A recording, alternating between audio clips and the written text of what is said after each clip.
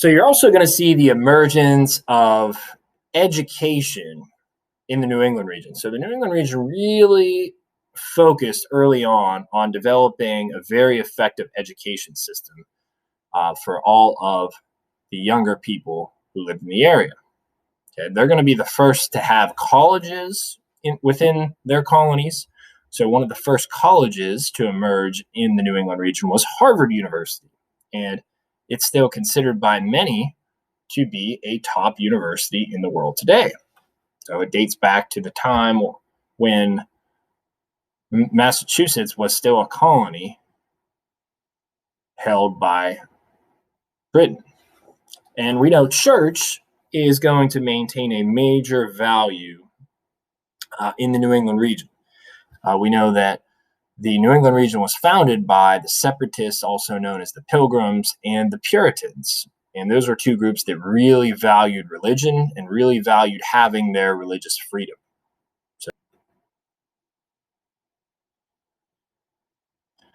So religion was another big value and big part of culture for many people living within the New England region. So now let's talk about the Mid-Atlantic colonies. So part of the Mid-Atlantic colonies, or the Mid-Atlantic region, we have New York, Pennsylvania, New Jersey, and Delaware. So let's talk a little bit about the geography of the Mid-Atlantic region now. So they too contain the Appalachian Mountains. So particularly in the western part of the the Mid-Atlantic region. Okay, so they have a lot of forests throughout the region, which is why the Quakers and William Penn decided to name the colony Pennsylvania.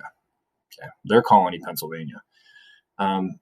Because we know in Old English, Pennsylvania means Penn's Woods. So there's a lot of fertile soil in the area. We know the Quakers were big on growing grains, and the owner of the company knew that the Quakers were big on growing grains, so Quaker Oats is named after the Quakers. And we also talked about some of the harbors that the Mid-Atlantic region is going to have, like the harbor of New York City, which is probably the most popular harbor nowadays in the Mid-Atlantic region. And we also have popular harbors like Atlantic City. Okay? And there are a lot of rivers that run throughout the Mid-Atlantic region, much more than the New England region when you compare the two. And we know we'll eventually talk about how cities in the Mid-Atlantic region like Pittsburgh have 3 rivers running into them, and Philadelphia has a major one as well. So those are the 2 biggest cities in Pennsylvania. New York City is going to have a major river that runs through it. Let's talk a little bit about the climate of the Mid-Atlantic region. So it's a very moderate climate, or a temperate climate, as it's commonly referred to by people as. So basically, you get a nice balance of your 4 seasons, like fall, winter, spring, and summer, and a temperate climate. It's never too hot or too cold in any part of the year. And then let's talk a little bit about the natural resources that the Mid-Atlantic region has available to it. So they have things like fertile farmland, which we talked about. The Quakers took advantage of that fertile farmland by growing oats. There's going to be a lot of dairy farmers that emerge in Pennsylvania, so they raise cattle for purposes of producing dairy products like milk and eventually yogurt and cheese.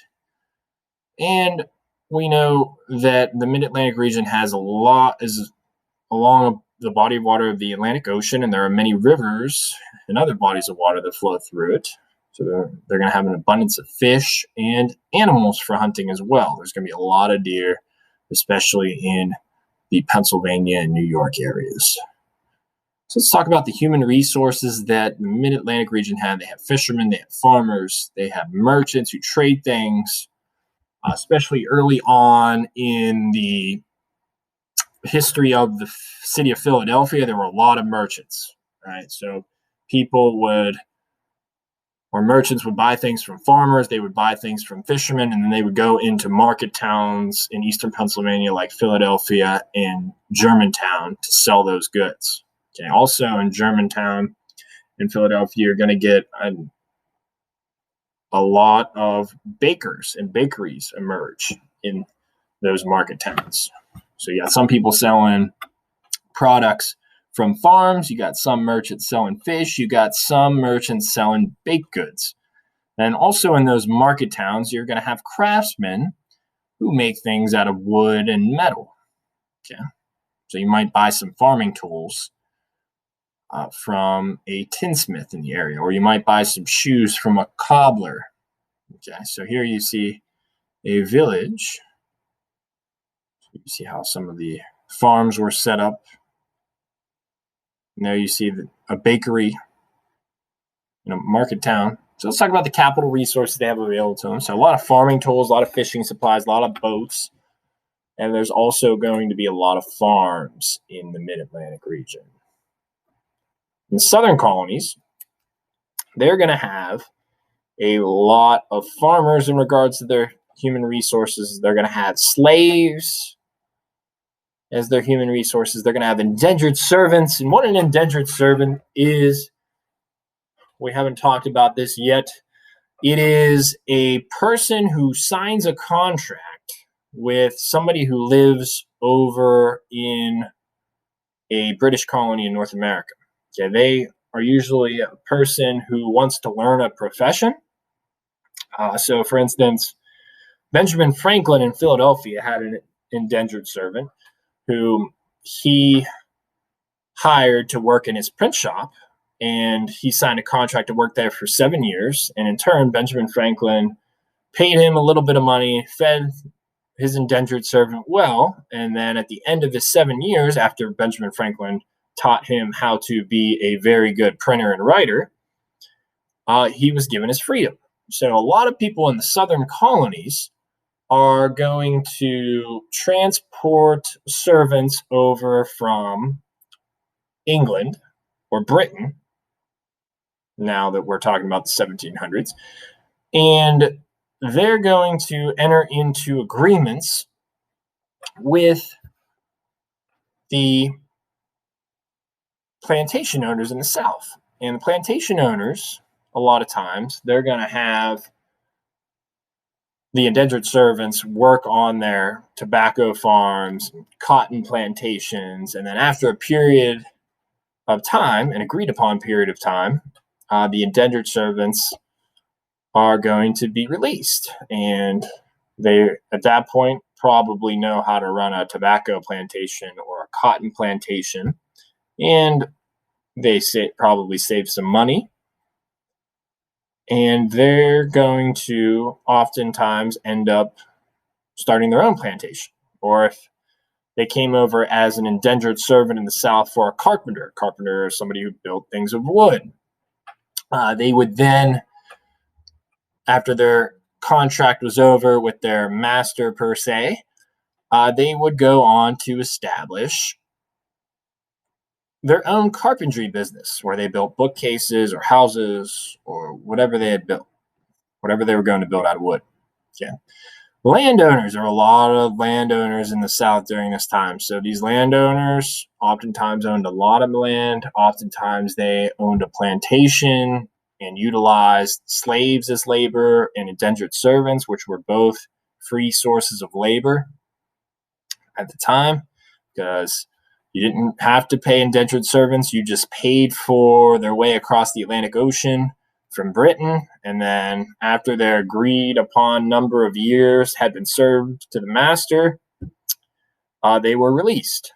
Okay, that's how the indentured servant contract worked. So those landowners, they became very wealthy and often grew cash crops like tobacco, indigo, rice, and cotton, and they made a lot of money doing that. And the southern colonies are also going to have merchants as well in their colonies. Let's talk about some of the capital resources that the southern colonies are going to have. They're going to have farming tools. They're going to have slave cabins on their big plantations where they're growing their cash crops like tobacco, rice, and indigo. And they're going to have a lot of boats. So there you see a plantation house. So like I said, a lot of these landowners become very, very wealthy through the utilization of slave labor and indentured servant labor. You see an old slave cabin here. So here's where the slaves slept or the indentured servants slept. And they stayed, and then they'd wake up early in the morning and work on the plantation, usually a tobacco plantation or sugarcane plantation, rice or indigo or cotton. Those are all the cash crops that were commonly grown in the South. And then the southern plantation owners would load up their boats with their cash crops, and then they'd sell them throughout Europe, or they'd sell them throughout the mid-Atlantic or the New England region. Okay, so you have the mid-Atlantic areas of specialization. They're going to specialize in raising livestock. Okay, so for instance, what's livestock? Livestock is farm animals. Okay, so when I say livestock, I'm talking about farm animals like pigs, chickens, and cows. Okay, the Mid-Atlantic region is also going to specialize in growing grains, and they're going to specialize in fishing. So all those farm animals. So let's talk a little bit more about the Mid-Atlantic lifestyle now. So the Mid-Atlantic lifestyle is going to contain a lot of villages and cities. So cities like Philadelphia will grow early on in population. Atlantic City is another city that grows early on in population. And we know the Mid-Atlantic region is going to have a variety of different cultures and religions. Why is that? Well, it's because the Quakers advertise that they are very accepting of all people, regardless of their religious beliefs or their cultures, and that the Quakers in Pennsylvania aren't going to treat anybody fairly because they're of a different culture than them or because their religious beliefs are different than theirs. So that's advertised throughout Europe, and pretty soon a large amount of English men and women move into the colony that are being treated unfairly in England due to their religious beliefs.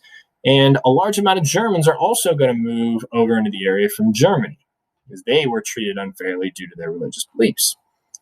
And market towns also emerge in the area. So like I said, those were towns like Philadelphia and Germantown that emerge in eastern Pennsylvania where people go to sell their farmed goods or their fish or their goods made of steel or tin or their shoes. Okay, all goods like that. So you have the several religions. A lot of them end up in Pennsylvania. So there's a market town setup right there.